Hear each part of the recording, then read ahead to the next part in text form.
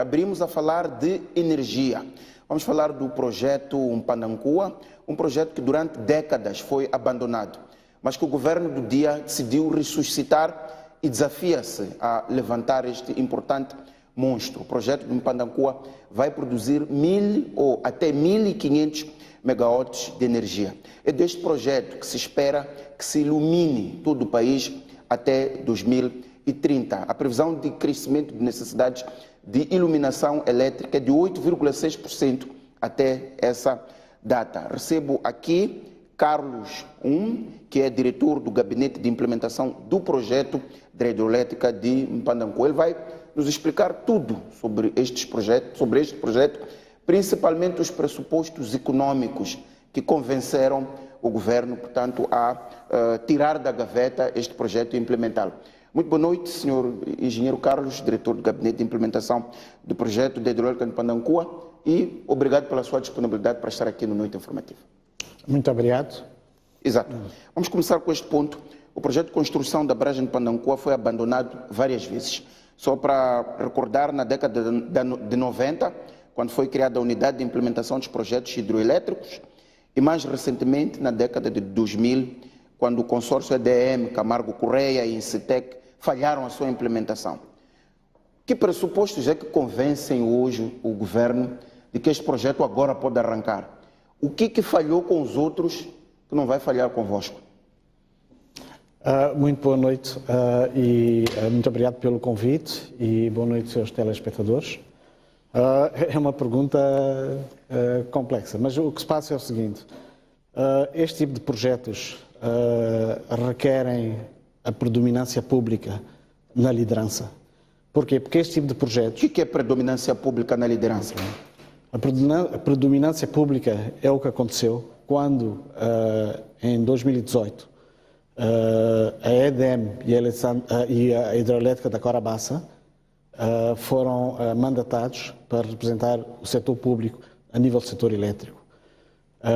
Como deve imaginar, essas duas empresas têm uma responsabilidade adicional em parceria com o governo e depois em parceria com as instituições financeiras multilaterais para realmente suster aquilo que são os pressupostos de desenvolvimento desse tipo de infraestruturas. Não é só o caso de Moçambique, é o caso geral.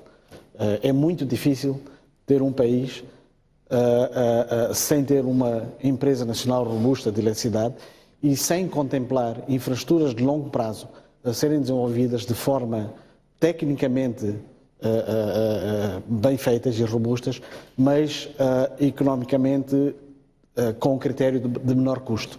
Porque essas decisões de investimento dessas infraestruturas vão ficar para 30 a 35 anos e tornam o país competitivo ou não competitivo no setor elétrico. No fundo está a criticar, ou portanto está a dizer que o modelo de colocar privados para implementar o projeto, dificilmente o projeto seria realizado. Tinha de ser um modelo como este, duas empresas com uma mão importante do Estado, Eletricidade de Moçambique e HCB, assim, digamos, é mais... Quando fala da liderança pública, é neste sentido. Mas é melhor explicar melhor porquê. Porque não há modelo certo ou modelo errado. Tem a ver com o estágio da maturidade do setor. Exato. Se o estágio da maturidade do setor é a um determinado nível, o modelo mais apropriado tem que ser adequado. Se nós estivéssemos num estágio do modelo do setor elétrico completamente liberalizado, o modelo será em conformidade com o estágio de desenvolvimento do setor. Portanto, é preciso clarificar isso. Exato. Mas vamos, porque eu estava a desenvolver o raciocínio. Pois. Quando eu dizia, o projeto falhou várias vezes. Na década 90, falhou na década 2000, investiu-se muito dinheiro, principalmente com estudos de viabilidade. Uma das fases de estudos chegou a custar 20 milhões de dólares. O que é crucial? Quais são os fatores de sucesso para vocês que não foram para os outros? Eu diria que a primeira coisa é ter propriedade intelectual dos estudos. Portanto, não podemos desconectar a propriedade intelectual dos estudos com o modelo de negócio. Porquê? Porque o modelo de negócio é o cruzamento entre as expectativas dos objetivos estratégicos do setor, que muitas delas não é responsabilidade do setor privado, e as outras questões que são premissas do setor privado.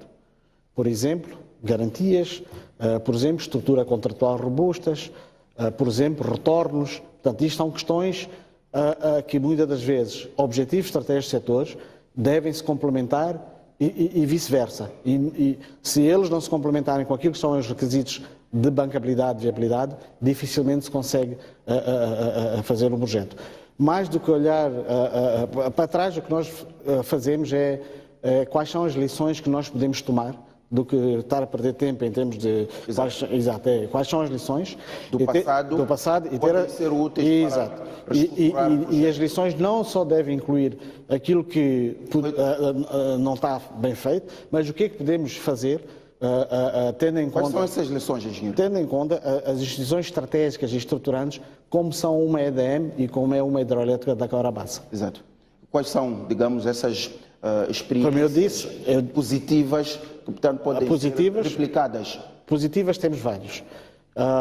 Por exemplo, Mbanancua começa, sob o ponto de vista da análise, já com acesso a estudos que foram feitos e muitos deles que podem ser usados. Por exemplo, estudos geotécnicos são estudos que foram muito bem feitos e que requerem bastante tempo e bastante capital para fazer.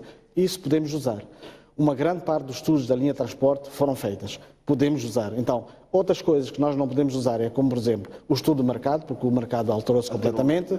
Passam muitos anos. Exatamente. Então, há aqui coisas boas e há aqui coisas menos boas, do qual nós não vamos perder muito tempo nisso, e o que é que fizemos foi reestruturar, ou seja, produzir a atualização de estudos com termos de referência que possam tirar proveito dos vários estudos que existem. Exato. Engenheiro, há também uma dimensão estratégica que sempre, digamos, afetou o projeto de Mbanancua, que é a opção Central Norte da HCB. Mais barata, 700 milhões de dólares, em Mbanancua são 4 bilhões de dólares. E há uma questão em relação ao estudo da Central Norte que foi feito. Eu passo a citar aqui um trecho importante que diz: o projeto Cabra Bassa Norte será muito incomum para um projeto hidroelétrico pelo fato de a barragem, a Albufeira e a maior parte das infraestruturas elétricas encontrarem-se já no local. Portanto, uma vantagem. Além do mais, a nova central hidroelétrica será construída numa caverna subterrânea, num terreno com declive bastante acentuado, desocupado e não usado pelas comunidades locais, razão pela qual a maior parte das preocupações ambientais e sociais comuns de um projeto de uma hidroelétrica não serão levantados. Há a questão do preço, há a questão, portanto, de todas estas vantagens ambientais, sociais, incluindo poucos impactos para a comunidade local. Por que é que se contornou a Central Norte para abraçar-se em Mbanancua? Eu penso que essa é uma discussão já bastante antiga, mas é assim, talvez começar a explicar que não é conveniente nem é plausível, isso significa que há um problema de estratégia, quando nós pomos duas grandes infraestruturas dentro de um país a lutarem. Isso não é, alguma coisa não está, exato. No fundo, é o mesmo país que tira proveito dessas infraestruturas. Agora, vamos imaginar, é assim, eu gosto de ter essas opiniões com bases analíticas sustentadas, de que todos nós podemos ter opinião, e isso não há problema. Isto é resultado do estudo de impacto ambiental que foi feito em relação à Central Norte. Sim, mas vamos já começar pela parte hídrica. Exato. A parte hídrica, veja que eu não estou a dizer que está um contra o outro, estou a dizer é que eles devem se complementar. Mas o facto é que a Cabra Bassa Norte produz 1/3 de energia que vai produzir a Mbanancua. A segunda questão é, a Cabra Bassa Norte produz, esse 1/3 é para fornecer 15 a 20% ao longo do dia, ou seja, tecnicamente chama-se energia de pico. Okay? Para um país e para um mercado regional que está em déficit de energia, não podemos sustentar um investimento que só está disponível 15% do tempo do dia em termos de fornecimento. Okay? Agora, por outro lado, sob o ponto de vista estratégico, as barragens não usam água, turbinam água. Então, a oportunidade que Moçambique tem de voltar a turbinar aquela quantidade de água que sai da atual Cahora Bassa para poder produzir 3 vezes mais energia de um investimento, portanto, penso que vale a pena pensar a questão. O segundo ponto é, temos que comparar bem investimentos, como se diz, maçã com maçã. Uma coisa é custo de construção, outra coisa é custo de implementação em termos da transação, que tem custos financeiros, custos durante a juros durante a obra. Temos que comparar números com números. O facto é que não quer dizer com isso que Cahora Bassa Norte não seja um bom projeto. Ela deve ser e vai ser a partir de que ela possa se integrar dentro de um plano integrado de utilização das águas, não é? Até ao mercado, ok? Porque eu posso ter lá uma barragem, mas depois terei clientes para comprar 15% do tempo ao investimento que está a ser pretendido. Se calhar alguém agarra este dinheiro e vai fazer painéis solares e que não é nenhum problema. Mas o facto é que produz 30% do tempo em vez dos 15% que é a Cahora Bassa Norte. Aqui a questão fundamental é, primeiro, Moçambique deve pensar isto de uma forma integrada. Não pode pôr 2 infraestruturas no mesmo país a não se complementarem. Só para terminar, os financiadores e os investidores não irão pôr dinheiro em Mpandancua se ela não for a opção mais barata. E hoje, os estudos de planeamento feitos por Moçambique e os estudos de planeamento no âmbito regional dão essa análise de menor custo e, como foi dito ontem, o diretor-geral da unidade regional confirmou que Mpandancua é um dos projetos estruturantes e prioritários para a região, tem dimensão região. Seria pena Moçambique não aproveitar o mercado regional e fazer... Há todos os fatores favoráveis para Mpandancua em relação à Cahora Bassa, embora também seja um investimento importante. São fatores que ultrapassam a fase dos pressupostos, porque são fatores que vêm de analíticas internas e de analíticas externas. Exato. Engenheiro, como está a acompanhar, Mpandancua é também alvo de fortes críticas de ambientalistas. Foi feita uma petição assinada por várias pessoas que dizem que Mpandancua vai trazer mais problemas do que soluções e problematizam a questão econômica que está aqui a levantar. Só para citar um dos pontos que a Justiça Ambiental que produziu esta petição, um não à construção de Mpandancua, diz que se for construída, a barragem de Mpandancua irá desalojar centenas de pessoas numa província já marcada pelos seus conflitos de terra devido aos megaprojetos. Portanto, está a falar da província de Tete. A barragem poderá trazer também danos irreversíveis ao ecossistema do rio Zambeze e respectivo delta, além de impactos climáticos, sismológicos, hídricos e energéticos gravíssimos que já foram identificados por vários especialistas.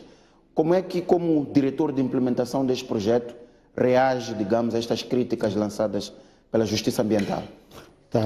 É uma pergunta pertinente. Nós definimos uma abordagem estratégica sobre esta questão ambiental. É óbvio que uma infraestrutura desta dimensão, seja estrada ou barragem, tem impactos positivos e tem impactos negativos. Os impactos negativos devem ser mitigados, os impactos positivos devem ser potenciados. O que nós fizemos foi olhamos para os estudos que existem e criamos um footprint da questão ambiental. Segundo ponto, começamos a traçar parcerias com instituições internacionais que determinam requisitos que fazem parte dos grandes fóruns internacionais, como por exemplo este último que aconteceu em Glasgow, como também a consolidação dos requisitos feitos de Paris, e definem guidelines e instrumentos que são hoje matéria de condicionalismo para financiamento.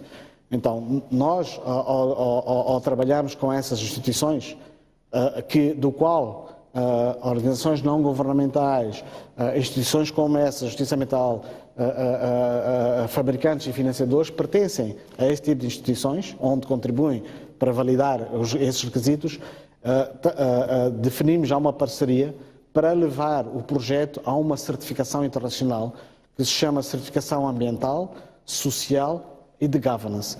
Este processo já iniciou e o plano determina que até finais de 2023 Mpandancua consiga ter esta certificação. É a partir dessa certificação que ao longo do processo os financiadores, os investidores vão começar a questionar aonde é que estamos, como é que estamos a fazer, de forma a poder passar Mpandancua a esses testes. Mas como eu disse, há impactos negativos que vão ser mitigados e vão ser mitigados de acordo com as práticas internacionais e de acordo com a legislação interna. E nós, nessas sessões onde tivemos 3 dias de formação sobre estes processos, também convidamos praticamente todas as instituições, como a Justiça Ambiental, que fez parte, e é dali onde eles têm a oportunidade também para discutirem, para fazer parte dos requisitos. Porque o mundo está organizado de forma a que essas questões sejam tratadas de forma sistemática, de forma estruturada, em conformidade com aquilo que são os requisitos também dos financiadores. Engenheiro, explique-nos melhor esta questão da certificação internacional, que tem a componente social, tem a componente econômica. Está a dizer que é um certificado de que sim, pode-se construir a barragem, os danos eles serão mitigados. Quais são os elementos desta certificação internacional? Qual é o seu conteúdo? O que tem lá dentro? Eu também vou falar já isso. Talvez faltou só dizer o footprint de Mpandancua. Mpandancua tem 4%, a sua reserva de água, o seu depósito de água será 4% daquilo que é hoje a Caurabaça. Portanto, o reservatório é pequeno, porque ele é uma barragem de fio de água. Caurabaça tem praticamente 2% de Cariba. Esse tipo de centrais são centrais que têm impacto ambiental muito reduzido, porque eles têm uma bacia muito pequena, okay? E são fio d'água. Portanto, não criam, não criam grandes perturbações. Pode explicar melhor? Não somos engenheiros. Sim. Quando diz barragem fio d'água, ela não Caribe, como é que... Sim, ok. Fio d'água é uma barragem que não é uma central hidroelétrica que não contempla um paradão de cimento. Exato, aquilo que podemos dar. Exatamente. Parede, porque aquilo é que faz a retenção de água para criar a albufeira. E como sabe, a quantidade de água significa energia. Okay? A capacidade de retenção dessa água significa a capacidade de armazenar, é como uma bateria, para poder fornecer energia. No caso de Mpandancua, e por ter uma capacidade firme que é metade da Caurabaça, portanto, a Caurabaça tem uma capacidade firme de 1.400 megawatts, Mpandancua tem 760, portanto, a capacidade firme maior está a montante, o que é muito bom para quem está a desenvolver barragem ao longo de um determinado rio. Sobre a questão da certificação. Conteúdo deste certificado internacional. Exatamente, é aí onde eu quero chegar. O conteúdo, por exemplo, questões ambientais já falamos, né? Depois já há a questão, por exemplo, social e governance. A questão de governance, por exemplo, este gabinete que foi criado tem que ter regras de processos de controle financeiro, tem que ter um regulamento internacional e tem que ter um modelo de governance. Depois, associado a isso, tem que ter uma política de gestão de riscos, ok? Todos esses instrumentos nós acabamos de fazer. Porquê? Porque sabemos de antemão. Também não é porque é exigência do Banco Mundial, não, é porque nós temos que fazer, independente das exigências, normalmente. Independente dessas exigências, mas isso nos permite, hoje sair de um encontro com o Banco Mundial, para permitir que o Banco Mundial possa financiar este gabinete para poder poupar os recursos públicos que o país tem e que tanto precisa também para os outros setores. Portanto, mas para poder chegar lá, foi preciso criar esses instrumentos de controle interno no gabinete. Exato. Porque daqui a 1 ano e meio nós queremos certificar este gabinete em determinadas áreas. Okay? Não é porque são exigências... Há todo um trabalho de padronização. Faz parte de um processo. E esse processo nós temos que ter ownership desse processo. Não é porque o A diz, o B diz, porque senão andamos a correr do A e B e até Z nunca mais chegamos lá. Levamos 20 anos. Então, isso é parte das questões de governance, de ter um modelo, de um modelo ter questões de integridade e de processos de transparência para poder nos levar a essa dimensão de financiamento que o projeto precisa. Depois temos os aspectos ambientais. Por exemplo, em janeiro chega um auditor independente do IHA para olhar para os estudos, para olhar para os termos de referência que foram definidos, Por isso é que nós antecipamos, quando definimos o termo de referência, mandamos para várias instituições como o Banco Mundial, o Banco Africano, recebemos os comentários, incorporamos, que é para eliminar os riscos do qual costumam vir mais tarde, depois de gastar algum dinheiro. Nós queremos fazer isso antes, para poder fazermos processos de otimização nas fases seguintes. E este auditor independente que chega agora em janeiro vai olhar para os estudos, vai olhar para os termos de referência e vai identificar qual é o gap, e vai olhar para a legislação do país e vai olhar qual é o gap que existe e vai deixar recomendações. Mas isto só na componente ambiental da certificação ambiental, social e O governance. engenheiro está garantido. Vai olhar para os regulamentos internos. Estão a ser acautelados todos os princípios, todos os critérios, todos os padrões para que esta obra, portanto, não crie todos estes danos ou estes danos sejam mitigados. Mais do que acautelar, tem que ser um modo de estar. E é isso que estamos a fazer no gabinete. Não é por acaso. Não vamos ter tem que ser um modo de daqui estar. a 10 anos, que é o horizonte de implementação senão, do projeto, não vamos ter população em Tete a marchar contra danos que terão sido criados por este projeto. Por outro lado, como está a acompanhar a nível internacional, e estes movimentos de ambientais têm exercido uma forte pressão sobre os megaprojetos. No caso de um dos projetos que está a ser desenvolvido no norte do país, no Reino Unido, está a ser movida uma ação judicial, portanto, no tribunal, para bloquear o financiamento a estes projetos de combustíveis fósseis. Portanto, não há este risco de, em algum momento, por pressão destas organizações de defesa do ambiente, termos Mpandancoa colocado em causa. O que está a dizer é que vai-se seguir todos os padrões internacionais de mitigação dos danos, quer ambientais, quer socioeconómicos.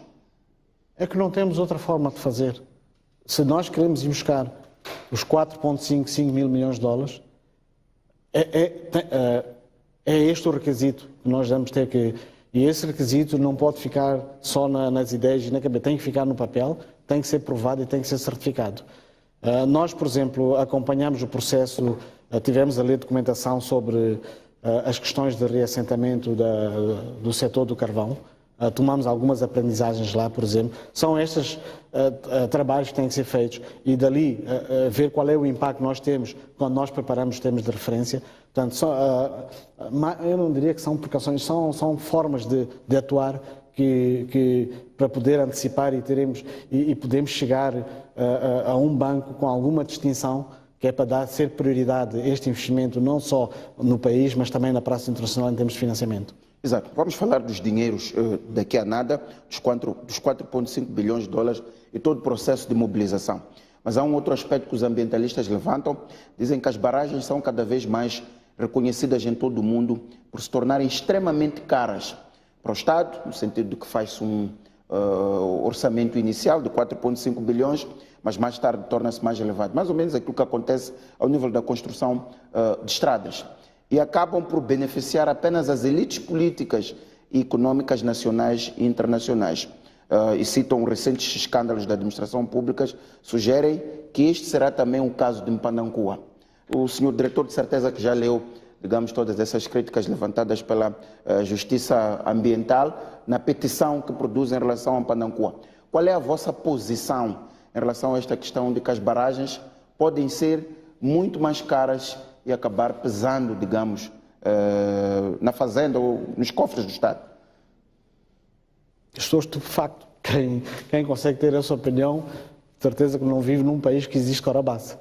Porque senão era só olhar para aquele empreendimento, ver os benefícios que traz e o ativo estruturante que aquele empreendimento é hoje, incluindo para poder desenvolver outras infraestruturas e fazer muita política económica e de estratégia de setor. Portanto, quem diz isso é porque se calhar nunca não deve conhecer que existe Corabaça. Mas o mais importante é o seguinte, as hídricas, elas só são modeladas para 30 anos, 40 anos, porque a lei os exige. Mas as centrais hídricas duram mais de 100 anos. Não é por acaso que a Corabaça, 30 anos depois, vai ao banco e refinancia-se em quase 1 bilhão. Esse é o valor num ativo destes. Não há mais nenhuma tecnologia, estou a falar térmica, que consiga fazer isso. porque elas têm um processo de degradação enorme por questões térmicas. Então, penso que, não sei se preciso dizer porque são muito caros, uma infraestrutura dessas, que dura 100 anos, e que se tivesse uma infraestrutura como Carabás, por exemplo, se fosse uma barra que tivesse paredão, a parte eletroprodutora são 40% do total investimento. Mesmo que tenha que se tirar todo o sistema eletroprodutor, são 40% comparativo ao investimento novo. Portanto, por isso é que eu tenho dificuldades em responder isso, porque a ciência e o conhecimento disto a nível internacional é este o ângulo. Portanto, hoje pode haver barragens na Noruega, na Suécia e outros países com 100 anos de vida, mas os modelos financeiros é só 30 anos. Exato. Engenheiro, para vocês entrarem, para ser criado o seu gabinete, que é o gabinete de implementação deste projeto, teve que se afastar, portanto, o anterior concessionário. Portanto, houve, digamos, um processo de revogação. E lembremos-nos, foi um processo que criou na sociedade uma certa celeuma. Como é que está resolvido? Com o anterior concessionário havia questões de indemnizações, porque tinha um contrato de concessão e desenvolvimento do projeto. Houve, das autoridades moçambicanas, a ideia ou a constatação de que o anterior concessionário, portanto, tinha muitas incertezas e não tinha capacidade para desenvolver o projeto. Como é que ficou, portanto, esta fase de transição do anterior concessionário para o atual? Podemos considerar um problema resolvido? Sim, posso lhe dizer que sim, mas vou-lhe explicar. Exato. Estamos numa fase terminal. Exato. O ponto de partida foi os compromissos que existem dentro de um contrato de concessão. O que nós fizemos foi duas opiniões legais internacionais para olhar para o documento, em particular nas cláusulas de terminação, nos impactos e nos direitos, obrigações e deveres, e permitiu-nos definir uma estratégia. Essa estratégia está em implementação. Onde é que nós estamos neste momento? Estamos na definição já do acordo, já está pronto, que agora nós estamos a submeter para ter uma opinião legal deste acordo. Não podemos definir um acordo que esteja bem estruturado comercialmente, mas ele tem que ser legalmente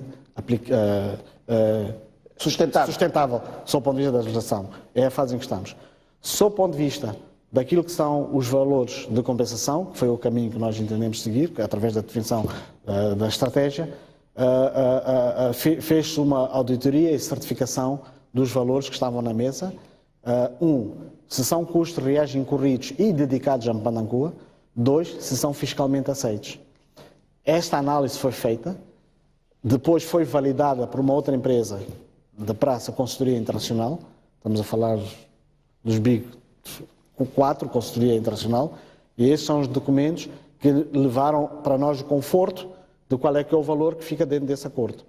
Então, nesta fase, não há nenhuma, eu diria que disputa ou litígio, porque para chegar a esta fase tem que haver entendimentos com as partes interessadas.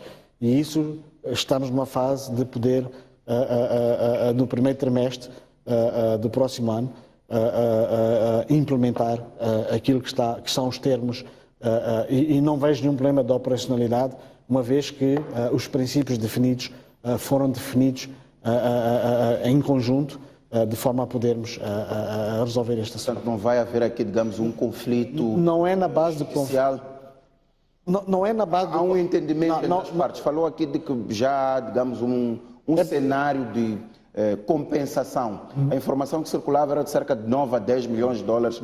É esse o valor? É mais? É menos? Antes de mais, dois interesses estratégicos convergiram-se.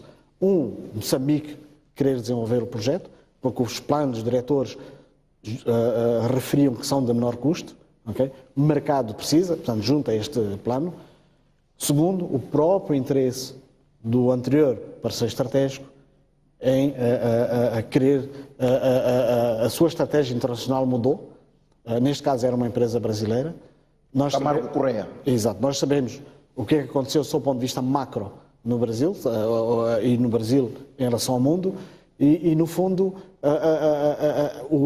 a estratégia dessa empresa, com contrato ou sem contrato, não iria prosseguir. Portanto, houve dois interesses que convergiram. E esses dois interesses foram operacionalizados nas discussões que tivemos com processos de certificação e validação para que nós possamos chegar a um acordo, mas de forma estruturada e sair bem. Porque amanhã podemos precisar da Camargo para vir fazer outras coisas. Amanhã, Moçambique, então nós temos que terminar como na altura iniciamos e acordamos. 10 milhões de dólares? Aproximadamente 10 milhões de dólares. Neste momento é aproximadamente 10 milhões de dólares. Exato. Vamos então falar do negócio da barragem propriamente, porque ontem vocês lançaram o concurso público para identificar o parceiro internacional. Qual é a expectativa relativamente à identificação do parceiro e qual é o modelo da estrutura acionista para a implementação do projeto Pandancua? Bem, é assim, a expectativa é que o processo que estamos a implementar consiga-nos chegar a um porto em que tenhamos identificado o adequado e o melhor parceiro estratégico, investidor estratégico para o projeto de dimensão regional como Pandancua. Se quer que eu diga, é alguém que opere e detenha este tipo de negócio e que tenha 600, 700 milhões de dólares para poder participar na estrutura acionista. Ao chegarmos a esse porto, estaríamos a obter seriamente e do mercado, pela primeira vez, um sinal concreto da viabilidade e da sustentabilidade desse projeto. E essa viabilidade e essa sustentabilidade só pode ser feita se nós começarmos a mandar sinais antecipadamente corretos para o mercado. E é isso que estamos a fazer de forma a poder atrair primeiro o mercado, que é o investidor estratégico, e também depois o mercado comprador. Então, isto são condições mínimas, para além das questões ambientais que nós falamos, sociais e governance, para que os melhores financiadores possam vir a municiar o projeto pela parte da dívida e também a parte das garantias.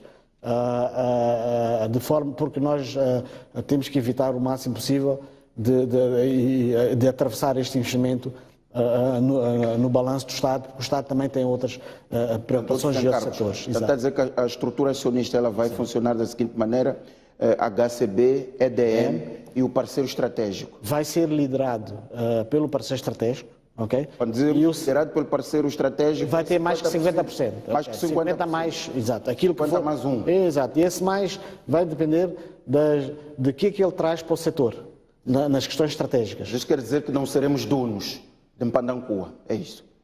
O mais importante a ser dono é o que é que ele faz para ti. Não tem que ser dono de uma coisa que depois é muito caro. E atenção que quando Moçambique está a participar, estou a falar dessa parte do setor público, desde que o setor privado traga o dinheiro e preencha os objetivos estratégicos, okay, do setor, isso de certa forma liberta recursos públicos para que o governo possa fazer outros setores. Então, o mais importante é que o bolo total, que chama-se economia e desenvolvimento, seja adequado com os limites de recursos públicos que existem. É um pouco isso, do que estar a meter toda a capacidade do setor num único investimento, porque o setor elétrico não começa nem acaba em Pandancua. Pode-se considerar, engenheiro, também uma questão de definição estratégica, porque há exemplos de países, portanto, que são maiores acionistas e são operadores dos seus próprios recursos, inclusive na indústria extrativa, como gás, petróleo, onde também se faz esse debate em relação à estratégia de Moçambique. Temos o exemplo de Angola, que tem uma Sonangol, que é operadora e que detém maior parte das participações nos projetos em que participa. Para explicar melhor, por que Moçambique não foi para uma via de dizer a barragem é minha, fico com 50 mais um? É um problema de mobilização de financiamento ou, como coloca, é uma questão de portanto, dimensão estratégica? É bom clarificar aqui alguma coisa, é assim. Como eu disse, não há modelo bom ou modelo, depende em que estágio em que nós estamos. o país produz 14, 15 mil milhões. Dificilmente conseguiria pôr os seus recursos em 3, 4 mil milhões num único projeto. Exato. Então, 14, 15 portanto, falar do PIB. Pois, Produto Interno Bruto exatamente. do país. Desculpe. Segundo ponto. É preciso produzir, é preciso desenvolver essas infraestruturas, mas de forma competitiva, porque ela vai ser um input para o custo da economia, não é? E vai permitir exportar e obter receitas em divisas, não só para a melhoria da balança de pagamentos, mas também para ajudar a financiar outros setores que são deficitários. Okay? Já que falou só na Angola, eu não sei quanto é que custa produzir um barril em Angola.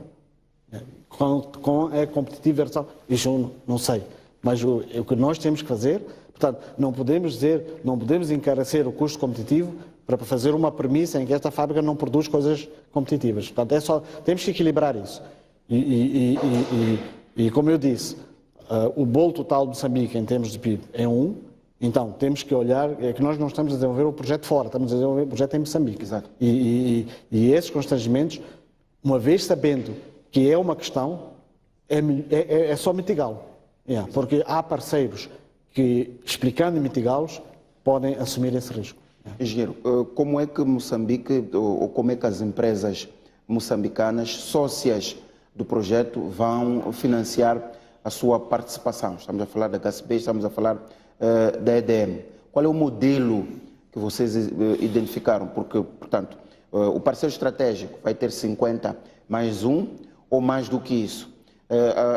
As empresas moçambicanas vão ter alguma participação e, em algum momento, vai ser necessário realizar o seu capital e participar nos investimentos que forem feitos. Qual é o modelo de financiamento? Até porque já disse que o Estado, como tal, não pode tirar do Tesouro pelas limitações que todos nós conhecemos. Qual será o modelo de financiamento das empresas moçambicanas? É um ponto interessante. É assim, nós, antes de começar este procurement e na definição do caderno de encargo de pré-qualificação, fizemos um documento que chama-se documento de estratégia. Este documento de estratégia identificou 6 pontos críticos e um dos pontos é o financiamento da EDM e da HCB em representação do setor público e do Estado, né? Portanto, exato. Então, nós temos duas empresas, a HCB e a EDM trazem valências que se complementam e entram numa sociedade. No caso da HCB, a HCB tem balanço financeiro para aportar a sua participação financeira. A EDM, ela tem balanço, mas tem prioridades. Tem prioridades de eletrificação. E ela não tem um modelo de negócio que pode participar financeiramente e esperar retorno 15, 20 anos, porque ela tem necessidades diárias e urgentes. Mas ela tem uma coisa. Esta coisa de eletricidade de Moçambique e acabar com Moçambique tem outras vantagens. É que ela associa-se ao governo e ela trabalha junto com o governo, com as multilaterais e financia a sua participação. Ao financiar essa participação, ela está dentro de uma sociedade sem ter que sacrificar a sua tesouraria. Okay? E como é que ela isso faz? Faz com a parceria do governo com as multilaterais. Mas não é plano, não é ideia. É assim que aconteceu na CTRG, onde a CTRG é a Central de Ressano de Garcia, onde a EDM 51% é financiado pela agência francesa e assim sucessivamente. Segundo ponto, no caderno de encargos, o parceiro estratégico tem um papel, ele vai concorrer, onde um dos fatores é como ele vai alavancar o setor público em termos de capital próprio. Então, eles vão competir ali também. Está nos termos de referência. É um exemplo. Concurso. Portanto, existe um projeto em Moçambique, fechou recentemente, que é Temane, onde a participação da EDM, setor público, foi alavancada por um parceiro estratégico, okay? De forma a ter a sua participação. Porquê? Porque essas entidades privadas também querem ver a presença do Estado através do seu nominated investor, do seu investidor indicado. Neste caso é a EDM, então eles querem ver a visibilidade disso. porque se não tem essa visibilidade, eles acabam desconfiando. Ao desconfiar, acabam exigindo maiores retornos do seu capital próprio. Os bancos também começam a exigir maior taxa de juros. Então, tudo isto é preciso equilibrar, porque o importante é que o custo de energia seja affordable, seja possível para o consumidor, porque a energia transversal encarece a economia doméstica, a economia industrial e tudo, mas também tem que ser competitivo, porque é preciso atacar o mercado regional. Quando Moçambique determina que Moçambique é ser polo regional de energia, ela só consegue se for competitiva. Exatamente. Vamos chegar lá. Quem são, no vosso entendimento, os potenciais investidores quando olham para o mercado mundial? Quem é que pode ter interesse por Mpandankua? Um dos pontos que se aventa portanto, o investimento chinês, que está em larga expansão no continente africano. Por outro lado, aborda-se também a questão da REN, que pode concorrer para ser, digamos, o parceiro estratégico, o investidor estratégico. No vosso entendimento, fazendo um mapeamento, quem é que pode entrar com a HCB e a EDM? Antes de mais, nós tentamos definir o máximo possível dos nossos requisitos dentro daquilo que são política energética, estratégia de energia, política económica. Dali nós tiramos os requisitos. Desses requisitos, e mediante um documento estratégico dos 6 pontos críticos da transação, em setembro fomos ao mercado. Nesse mercado, o que fizemos foi, através de um questionário, testar essas matérias dos requisitos estratégicos, mais... Qual foi o resultado? Exato. O resultado foi que tivemos 43 empresas a participar, tivemos manifestação, mesmo nem pedindo manifestação, tivemos manifestação logo de 3 empresas para investir no projeto. E em termos de participantes foram 160, porque há empresas que trouxeram 3, 4 especialistas nesse coisa. Qual é a nacionalidade dessas empresas? Olha, são todos empresas operadoras de grande dimensão, são globais, e estão desde a China, ou estão na Ásia, é mais continente, estão dentro da Ásia, Estados Unidos, Europa, Oceânia, Austrália, portanto, vieram das várias vertentes. Quer dizer que Mpandankua Porque hoje estas mesmas empresas também são global. Isso quer dizer que Mpandankua é apetecível. Não vamos ter um concurso sem concorrentes. Não, não vamos ter, mas temos que empacotar o caderno de cargo de forma a que haja clarificação e o mínimo de incertezas, que é para permitir explorar o máximo possível das valências dos investidores. Porque cada vez que eles veem uma incerteza, a primeira coisa que fazem é perigar ou ter uma contrapartida daquilo que são assuntos estratégicos. Exato. Okay? Então, para evitar isso, temos que clarificar o máximo de questões que são determinantes ou fatais na transação, de forma a minimizar a percepção de risco, de forma a baixar os custos, ou seja, os retornos dos investidores, para que depois os financiadores possam olhar no papel aquilo que são os drafts dos contratos que nós vamos pôr na mesa na altura da qualificação. Porque agora estamos numa fase de pré-qualificação. Exato. Num contexto de largos investimentos nas energias renováveis no continente africano, portanto na região austral de África, para quem é que a Mpandankua vai vender energia? Há clientes potenciais devidamente sondados. Um dos estudos falava de que uma boa parte desta energia vai ser exportada e o principal cliente será a Eskom. Mantém-se estes pressupostos? Quais são os outros potenciais clientes? Quem é que vai comprar a energia da Mpandankua num contexto de fortes investimentos nas energias renováveis? É assim, a Mpandankua traz essas valências de ser uma fonte de energia renovável e o mercado hoje é favorável por questões que nós sabemos. Hoje fala-se muito da transição energética. Exato, transição energética, economia verde, economia azul. Já se esqueceu um bocado da economia castanha, mas pronto. E traz essa agenda. Okay? A questão é como é que nós podemos valorizar essas agendas o máximo possível para os objetivos estratégicos do setor. Respondendo à sua pergunta financeiramente, é dizer, o cliente que trouxer bancabilidade, capacidade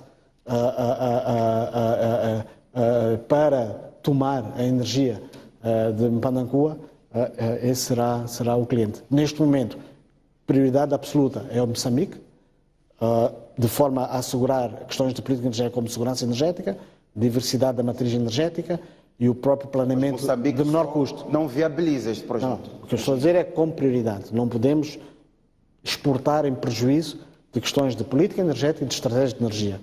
Dissemos no início que o setor elétrico é transversal. Mas o projeto tem de ser bancável. Tem que ser bancável. Então, satisfazemos o consumo doméstico, incluindo a parte da industrialização, e depois olhamos para o mercado SADEC. Okay? Nas vossas projeções, exato. O que nós temos que isto está colocado? Quanto é que vai para a exportação? Sim. Quanto é que fica no mercado doméstico? Moçambique tem que tirar vantagem das vantagens comparativas que tem de ser um país interligado, de mais de 4.000 megawatts de interligação com a região. E Moçambique tem uma interligação via Zimbábue, via África do Sul. Portanto, estas vantagens comparativas temos que usar na exploração do mercado. Sob o ponto de vista da alocação, que é a sua pergunta, exato. Prevemos que provavelmente 50-55% vá para a exportação e o remanescente para o consumo interno. E a gente diz, como é que se definiu isso? Fomos ao plano diretor, olhamos para as projeções de crescimento de energia, fizemos a questão da segurança energética, okay? De forma a que, dentro do ciclo das infraestruturas, Moçambique não esteja em problemas de segurança energética. Segundo ponto, aquilo que é planeado, aquilo que é projetado, tem desvios, porque é projeção. Assegurar nos contratos de acordos de fornecimento de energia, Moçambique pode fazer temporariamente e em acordo, sem prejuízo da bancabilidade do projeto, alguma reversão de energia para poder sustentar estes desvios. Okay? Portanto, isso é, digamos, a premissa que nós estamos a pôr desde o caderno de encargos até aquilo que vai ser os acordos de fornecimento. Exato. Os 50-55% que vão ser exportados, qual é a previsão em termos de clientes? Engenheiro, vamos aqui ser concretos, os dois principais clientes que se tem na África Austral é a Eskom na África do Sul e a ZESA no Zimbábue. Para quem é que se vai vender? Porque isto é tal, porque para o banco emprestar dinheiro tem de haver um contrato de compra desta energia. Foi isso que aconteceu em relação ao HCB, mesmo no processo de reversão para Moçambique, era preciso que, por parte da banca que financiou o projeto, que houvesse por parte da Eskom um compromisso de longo prazo de compra de energia. A parte que vai para fora, como é que isto está a ser pensado do ponto de vista de modelo de venda? Para quem é que se vai vender? Porventura, uma coisa foi a reversão da Ancora Base, que existiam acordos, né? E tem que se respeitar esses acordos. No nosso caso, nós não podemos mudar a dimensão das utilities e do consumo energético de vários países da região. Okay? Se nós pomos no mercado 55% no mercado, só pela dimensão, alguns países não vão conseguir. Um nos outros não consegue tomar, não pode substituir a energia que tens, não funciona assim. Então, há países que, obviamente, que não vão tomar. Por a dimensão que tem a economia de escala, eu diria que na grelha da frente poderá estar a África do Sul. Não é porque nós temos preferência, é porque se eu tenho 50 toneladas para vender e o comprador só consome 1 tonelada e eu tenho que vender as 50, a África do Sul pela dimensão, portanto, tem essa dimensão, para captar. Mas isso não é suficiente. É preciso olhar para outras questões, como por exemplo a moeda, como por exemplo a saúde financeira, e isto e mais aquilo. São as tais coisas que vão ser tratadas, okay? Porque não podemos antecipadamente ter uma ambição de ter alguma preferência, sem olhar para todos os aspectos, porque Mpandancua, para fornecer, tem que fazer parte dos planos energéticos dos vários países, Então, nós temos que passar esse teste. De forma a que eles possam aceitar Mpandancua. Não se esqueça que os países também têm a regulação económica, têm os reguladores, e os reguladores olham para o planeamento. E se Mpandancua não está lá, então eles vão dizer, mas por que estás a comprar? Então, tudo isto são processos que estão a ser seguidos, porque estas perguntas também vão ser feitas pelos financiadores. Então, nós temos que ir para lá com respostas e certezas concretas para poder otimizar o tempo que a gente leva a fazer 50, 40... 50 a 55%. Não, portanto, se são 55% para fora, são para 45% Exato. que ficam aqui dentro. Mas isso vai ser alinhado com o comprador. Exato. São suficientes para, digamos, responder ao Plano Nacional de Iluminação que prevê iluminar todo o país até 2030. O que eu estou a perguntar é, com Mpandancua a funcionar, Moçambique não terá problemas de energia. Há essa garantia também. Moçambique está num trajeto de acesso universal, da industrialização, de polo energético. E esse trajeto tem que ter sustentabilidade. E um dos fatores de sustentabilidade é Mpandancua. Então é preciso... e os planos dizem isso, é preciso assegurar que Mpandancua aconteça, porque a outra face da moeda chama-se segurança energética. Estaríamos em primeira mão o setor e o país a meter centrais de emergência e antes do colapso todas as nossas casas teríamos gerador. Portanto, isso é insustentável, porque o custo de energia de emergência é insustentável e não falávamos de desenvolvimento, falávamos de questões de emergência. A emergência não faz desenvolver um país. O que nós temos que fazer é infraestruturas de longo prazo, financiamento competitivo, de forma a tornar esse produto competitivo, porque depois a parte da operação e da comercialização já se torna facilitado, ou mais fácil. E daí, realmente, potenciar o país para uma alavancagem sustentável da industrialização e tudo o resto. Engenheiro Carlos Jum, diretor do Gabinete de Implementação do Projeto Hidroelétrico de Mpandancua, muito obrigado pela sua presença e pelas suas explicações. Aqui estaremos para continuar a acompanhar e conjugar o que disse com a realidade no terreno, pelo menos nos próximos 10 anos, que é o horizonte de exploração do projeto Mpandancua. Muito obrigado pela sua presença. Muito obrigado.